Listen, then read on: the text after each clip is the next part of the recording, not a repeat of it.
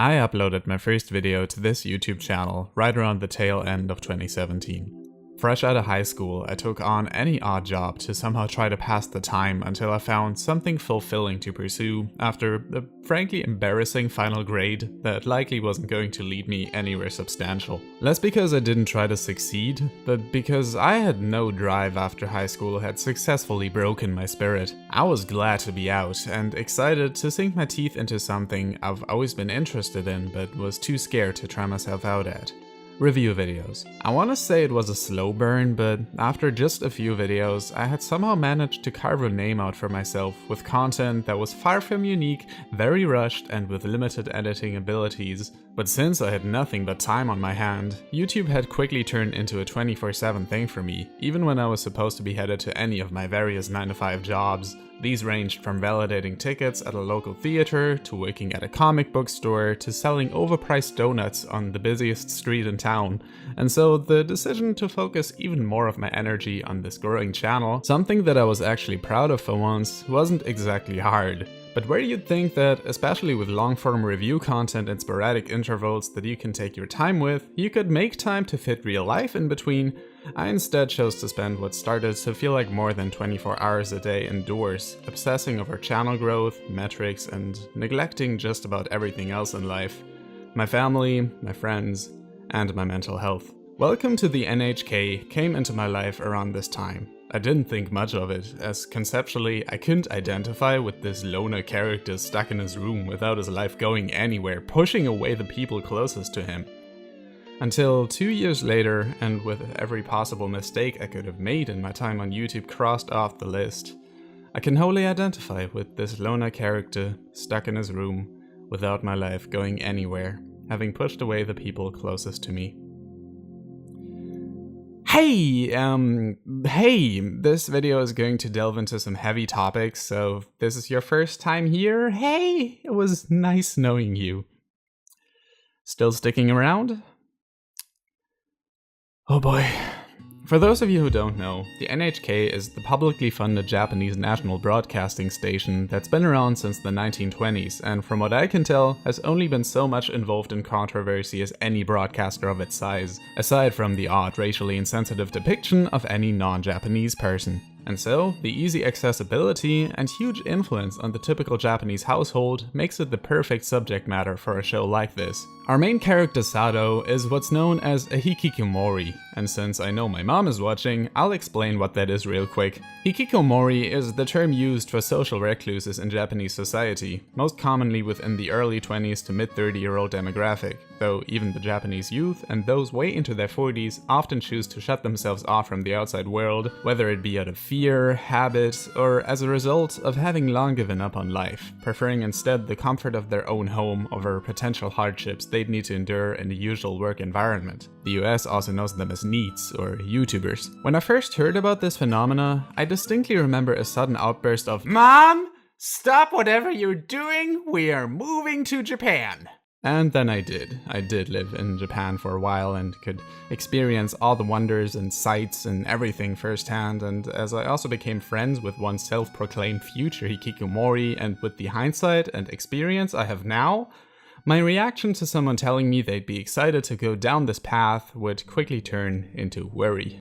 A regular day in Sado's life would usually consist of any combination of waking up, getting out of bed, watching TV, reading manga, playing games, finding whatever scraps of food are left in his dwarf-sized apartment, and going right back to bed. The combination part is important here, as there are days where Sado would not find the energy to engage in any of these activities, let alone have a consistent enough daily schedule to know when he last went to bed and would need to get up, as there is nowhere to go for him that would give him any good reason to not just stay in bed all day. I'm recording this video in 2020, greatest year in history, hands down, and those of you who are currently living in it might find similarities between this routine and most of our day-to-day lives in quarantine. And that's valid, but whereas the majority of us were forced into this situation due to outside forces, Sado essentially chose this life. He dropped out of university when it got too much for him, his parents pay for all his expenses, there's no need for him to serve any greater cause when his basic living needs are set for him, and so each passing day goes by without a care in his world, except the ever-intensifying nightmare of being trapped in your own head with no one to talk to, forced to come to terms with the fact this might be all there will ever be to this miserable existence of yours, and that you have no one but yourself to blame. Here's what's interesting about this show, however. Due to the ever-increasing isolation Sado is experiencing, he starts to question his surroundings, becoming paranoid not only about the outside world, but about his own four walls, becoming delusional and trying to find a scapegoat for his own inability to change his fate, and placing the full blame on the N.H.K. for brainwashing him and every other hikikomori like him through an endless supply of otaku culture. And this is something I could never relate to during my first viewing of the show, where I thought the actual N.H.K. aspect of Welcome to the N.H.K. was too detached from reality for its own good, and that Sado's struggles could be fixed very easily were he not so headstrong about his refusal to leave the house and shifting the blame to anyone else who questions his condition, and as a result coming off as unlikable and detached from reality himself. It's only now that I've had multiple friendships fall apart over my own unwillingness to not fall into similar patterns I've always fallen into and failure to recognize when the pattern is occurring again, that Sado's dilemma turns into an unfortunate reality, as it's so much easier to shift the blame for your own misfortune onto someone else than to actually put in the work yourself. The truth is, I already know what I should do. I know exactly what it would take to turn my life around. Then why are you doing this? I don't know what will happen to my life after it changes. You can still turn back. Don't let yourself end up like me. Before you start dragging the people around you into your problems, you have to log out. Permanently. And it's not just Sado who exhibits this behavior. Take Yamazaki for instance. The core plot of the series is basically an odd couple story between him and Sado, where he's showing Sado the ropes to becoming a successful hentai game creator. And though this may seem silly at first, it not only shows the hardships of what it means to be a game creator, it also makes total sense for why Yamazaki chose this career path in the first place, as a big reason so many young Japanese people go down the hikikomori route is the enormous pressure bestowed upon them by the school system and their parents. So although Yamazaki's grades were always exceptional, it's for that reason he chose to be a hikikomori instead, after finding out his parents had already laid out his entire life for him, all the way down to his wedding and eventual death. And although that sucks, and Yamazaki definitely had to suffer a lot more in his life than Sado for instance, it's all the more unfortunate the way he handles his hentai game business, as all his talent and ambition could not substitute a grasp on how to communicate with people, turning him into a real cocky bastard about the one thing he feels he's good at, and blaming Sado for being trapped in a situation not too dissimilar to his own, with a complete lack of self-awareness that's heartbreaking to watch. There's no way I'd go out with someone like Yamazaki. He and I are just friends, alright? Huh? I don't blame you. I guess he's kind of cute, but he's such an otaku. He really gives me the creeps. Yeah, I first met Nanako in the break room at school. Turns out she's studying to be a voice actress. We hit it off and started dating about 2 weeks ago. I gotta say, you scored a pretty cute one, man. I know, but I guess we were just made for each other. Poor bastard.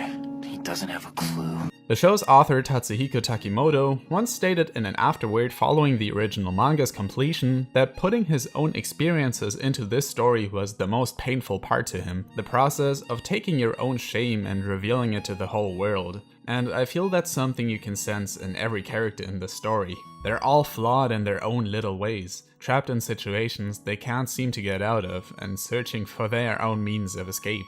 To Yamazaki, that's the promise of fame and fortune through the development of his gal games. To Sado, that's anything with minimal required physical extortion, but oftentimes those escapes are much more grim in the form of drugs, self-harm, and even suicide. And the way the show is structured often makes you forget who the main character even is, as Sado keeps finding himself in situations in which he realizes just how privileged he is to live a shut-in lifestyle like his, driving him into even deeper despair at the thought of losing this part of himself and completely incapable of getting himself out of it. But luckily there's Misaki, an 18-year-old high school girl who's made it her mission to pull Sato out of his misery, her chipper attitude making his life take a complete 180 by showing him the wonders of life and him that there is more to it than this grim hikikomori existence.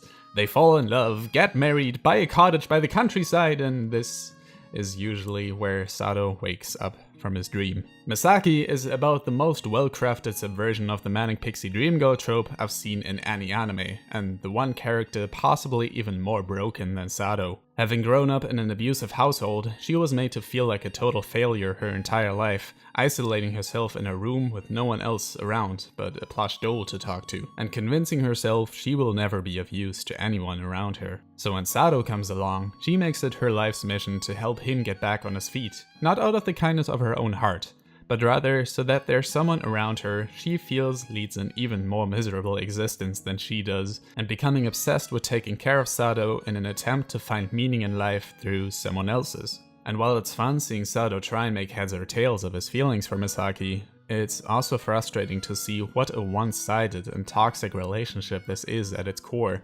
especially since neither of them realize it. This may not be some sort of hostage situation, as reluctant as he may be. Sado is well aware someone like Misaki may be his only hope. It is not a will they won't they scenario either. It only ever goes to the extent of Misaki taking care of business around the house the same way Sado's mom used to, and Sado providing Misaki company when no one else would.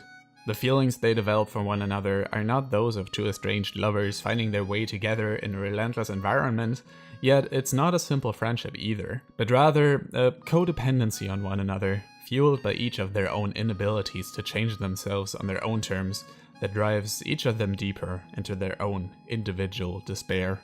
Welcome to the N.H.K has this amazing ability to take what would otherwise seem like good intentions where you're in the character's shoes, only to hit you with a reality check when you see how their actions affect the people around them. And though it's frustrating to see their hopes get crushed time and time again, especially when you know the upbringing of these characters and what made them act the way they do, part of you knows that at the end of the day, they've no one but their own selfishness to blame for the outcome, and no one but their own isolating themselves to blame for their selfishness. At the end of the day, that's all these characters are, is lonely. Sure, some of their struggles go a bit deeper than that, such as with Sado's former classmate who got caught up in a pyramid scheme that's eating away at her savings, but even this came out of a desire to help her brother escape his MMORPG addiction and resulting loneliness. And if anything, it's the perfect example of what happens when you let these misguided intentions get the better of you. You convince yourself you're doing the right thing, but when you spend so much time being alone, it's hard to differentiate between what people want and what the version of them in your own head would want. And that's a version of them they can never live up to.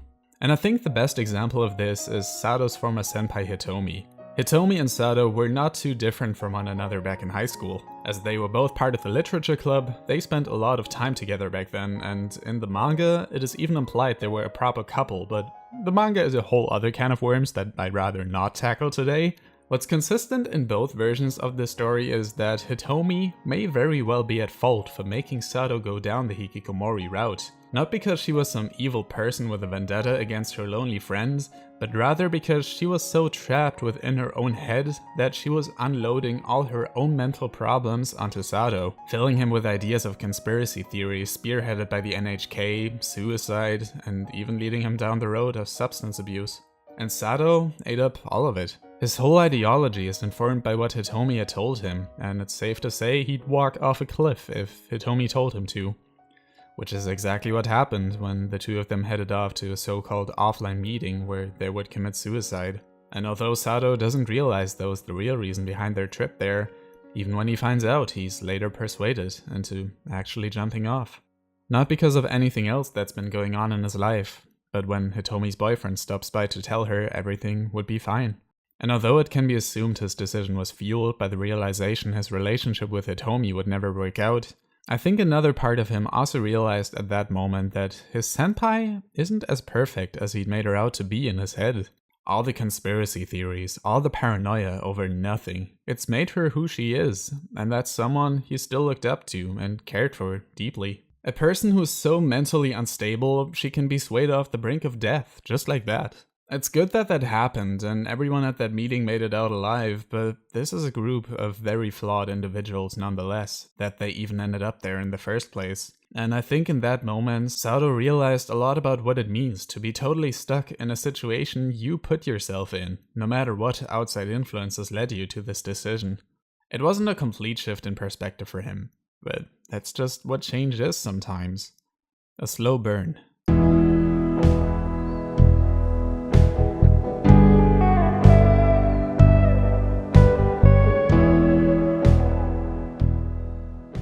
I really want you to experience this whole show for yourself if any of this sounds interesting to you, especially those struggling with mental problems or other hardships in life. It may make you uncomfortable with how openly it calls out narcissism, lies, and parasocial relationships. I know those are issues with me specifically, but it's also a show that speaks to all our mutual fears of abandonment, isolation, and despair that I think you can get something out of wherever you fall on the mental health spectrum. For however often it sees characters relapsing, being hurt, breaking down into tears, or simply unwilling to do anything with their lives, it never paints them as wholly irredeemable. The bleakness never becomes overpowering, and they still live on to see another day. This is not a romanticized depiction of otaku culture, but it doesn't fully condemn it either, as there's a balance to everything, and the show understands that change is a gradual process. It understands that guilt can drive you to do reckless things, and that it can make us forget about the people who are in our lives when we think there's no one left for us to turn to. It understands that those are the people who we want around in our lives, even though, or because, they're just as flawed as we are, and that if they can keep going, so can you. In the end, even after all we went through, none of our problems were solved. And even though things look better now, it wouldn't surprise me if we went back to saying things like I'm useless or I can't do it. Still, for now at least, I'm hanging in there. I don't know how long it'll last, but damn it, I'll give it the best I've got.